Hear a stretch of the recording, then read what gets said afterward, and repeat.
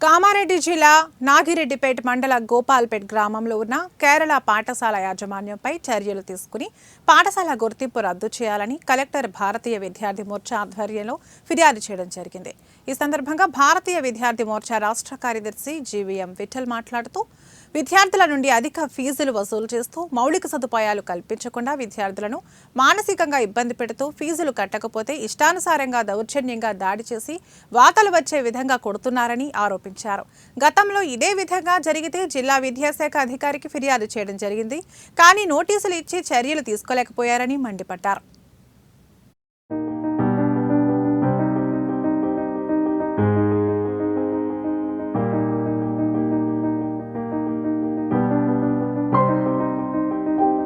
గ్రామంలో ఉన్నటువంటి ప్రైవేటు పాఠశాల కేరళ పాఠశాలపై గుర్తింపు రద్దు చేయాలని స్థానిక కలెక్టర్ గారికి ఈరోజు ఫిర్యాదు చేయడం జరిగింది భారతీయ విద్యార్థి మోర్చా ఆధ్వర్యంలో.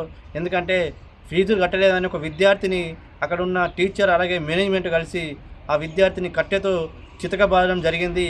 ఆ విద్యార్థి పూర్తిగా ఒక చేతిపైన ఎర్రటి వాతలు రావడం జరిగింది. అలాగే ఆ చేతు బాగా ఉబ్బడం జరిగింది.